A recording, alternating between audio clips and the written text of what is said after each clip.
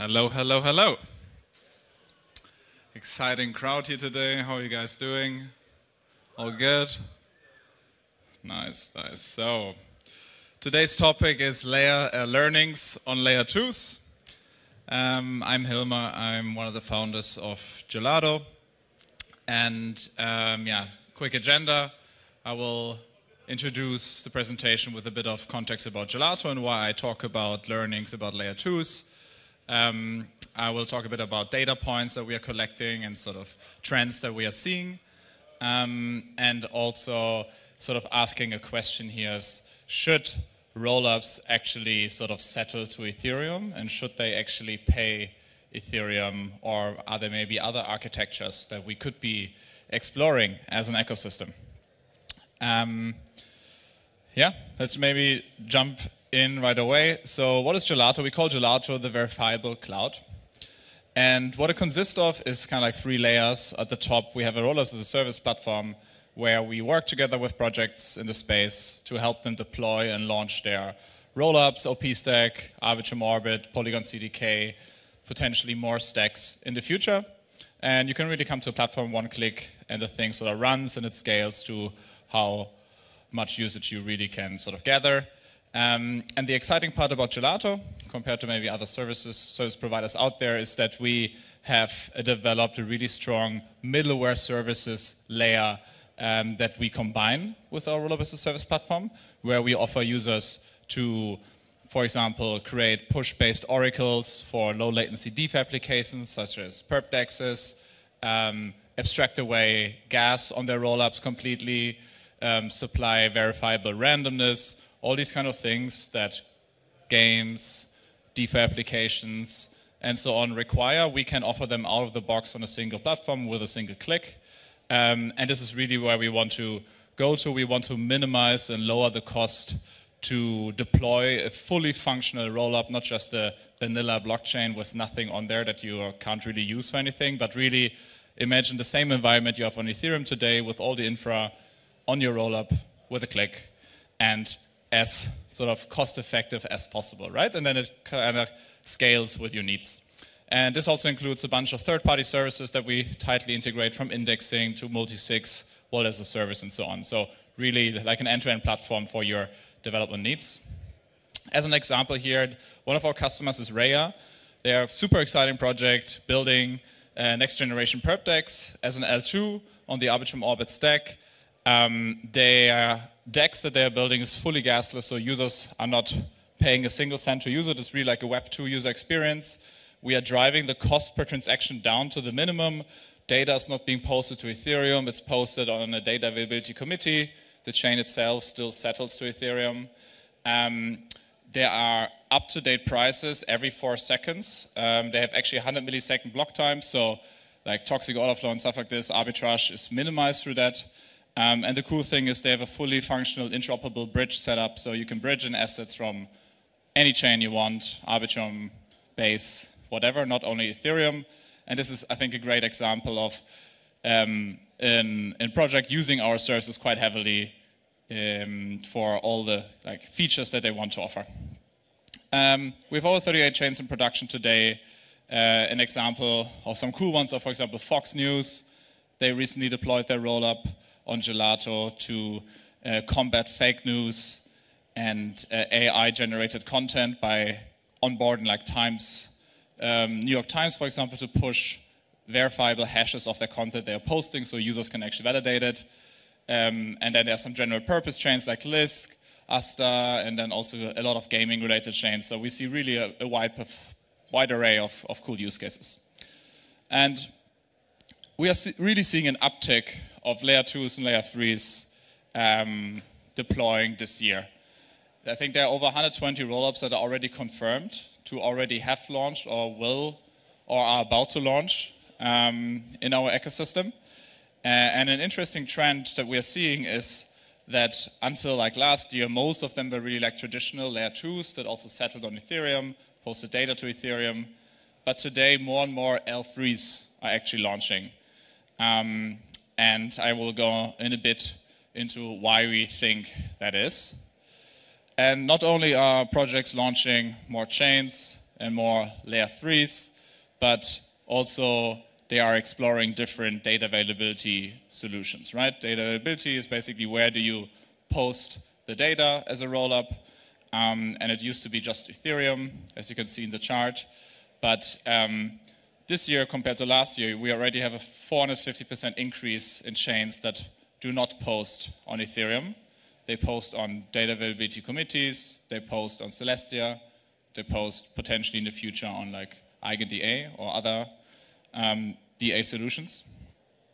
And 60% of all the chains actually do not post to Ethereum that launched today, which is this year, which is basically the larger part, right? And most of these are optimistic rollups. So Validiums or ZK rollups are still sort of lacking behind the trend quite a bit. And indeed, most of our customers, they are launching optimistic rollups. Regarding the TVL that you see, we're actually about to flip Ethereum in terms of the TVL that is available. Obviously, there are some caveats here, right? Like if you have TVL on rollups, then it kind of like also lives on Ethereum if you use the canonical bridge, right? But what we expect to see until the end of the year is actually the TVL that comes from Ethereum and also comes from two other sources, which are like other chains that are not Ethereum, and assets that are issued natively on layer 2s to slowly exceed Ethereum, right? And this will be an interesting point in time because, yeah, what happens to Ethereum when actually like other chains will have more native asset issued than Ethereum? Like, do we still want to sell to Ethereum? It's a question that we will be going into a bit deeper in a moment. And still though, Ethereum for the layer 2s out there is still the largest source of liquidity today. And how you can look at a rollup, of course, is a rollup is a chain and a bridge, right? And especially if you build an L2 on Ethereum, what you really get out of the box is a secure, trust-minimized bridge to Ethereum where people can bridge assets in and can bridge assets out again, either very fast via ZK proofs, but expensive, or very slow via validity proofs, and it takes like 7 days today, right? Well, what is interesting to see is that more and more assets are actually natively minted on layer 2s, and USDC is contributing a big chunk to that. Over $4.3 billion worth of USDC is actually natively issued on layer 2s, such as Arbitrum and Base and so on, and you don't really need an Ethereum layer 2 bridge in order to secure that because USDC and Circle and Coinbase are really the security mechanism that secures these assets. And then also external bridges are slowly growing. So chains used to only bridge in via the canonical bridges, but if you talk to the developers building rollups, the canonical bridges suck. Or they don't suck, but they are slow and no one really uses them. Or no one really wants to use them. They all want to use fast bridges and want to bridge in via Base or Arbitrum. And so yeah, this is a clear trend we are seeing. And this is an interesting one. I think the first pie chart is a bit wrong. It should be like 99% versus 1%. But these are basically these are three different layer 2s. Rhea, which is like the perpdex L2, which is the second largest Arbitrum orbit chain that is deployed on Gelato. Then we have Base in the middle and Arbitrum on the right. And what is interesting to see is like Arbitrum is the oldest, right? And if you look, over 66% of all the assets that are issued on Arbitrum actually originate from Ethereum. So they're bridged in via the canonical bridge. That is kind of like the sort of native bridge of the layer 2, right? And then you have over 28% actually being natively issued. These are probably some meme coins and stuff, right? And USDC. And then only 5% come from other layer 2s. This is probably because Arbitrum is the biggest layer 2. And so you don't really need to bridge assets in from other layer 2s. But if you look at a slightly younger layer 2, such as Base, for example, there we see an interestingly different trend. And this is that the assets, which is mostly ETH, bridged in via the canonical bridge, the layer 2 bridge, only constitutes to roughly a quarter of all the assets that Base has. Actually, 70% of all the assets on Base are natively issued to the chain. This is mostly USDC that can be natively issued on Base without actually having to go through the canonical bridge. But this is interesting because Base is settling to Ethereum, right? And they're paying Ethereum a lot of fees in order to secure the assets that are being bridged to Ethereum, but actually only 25% of all the assets are secured by this bridge. And they don't get any security for the rest, right? And then the extreme case, and the chart is unfortunately wrong, it should be 99%, is Rhea. And actually 99% of all the assets are coming from different L2s, from Base, from Arbitrum. So Rhea's paying Ethereum for settlement, but they don't get anything out of it, really. They don't have any security when it comes to the funds that are being bridged in or not. So should they be a layer 2, really, or should they maybe be something different, or should applications that are similar be something different? This is a question that we are asking ourselves. And so what if you, as a chain, you do not source liquidity via the canonical bridge? Question, should you settle to Ethereum like normal L2s do? Or should you maybe not settle to Ethereum, right? Should you pay Ethereum as a settlement layer, even if you don't get that much benefits from it in practice? And I think this is what, especially the Celestia community is sort of thinking about as well. And there is this concept which is called a sovereign rollup, which stands in stark contrast to being an enshrined rollup, which is what an Ethereum layer 2 is, for example. Ethereum layer 2, you get a canonical bridge that is enshrined to Ethereum. Sovereign rollup doesn't have this. Sovereign rollups are much more like a layer 1. They just outsource data availability and consensus to a data availability network like Celestia, and then they sort of settle within the network itself. Of course, you still need bridges, right? You might still want to get assets in from other chains. But in order to do that, you then can build custom bridges like what Rhea did that use, validity proofs, ZK proofs to prove only certain events that have been emitted on each chain, and then you can move assets between. And you don't need to constantly just settle to Ethereum like the layer 2s do today. I'm not saying that sovereign rollups are the way the industry is heading, right? We just realized that this is an interesting trend that we are observing, and there are a lot of chains that are just paying Ethereum for nothing.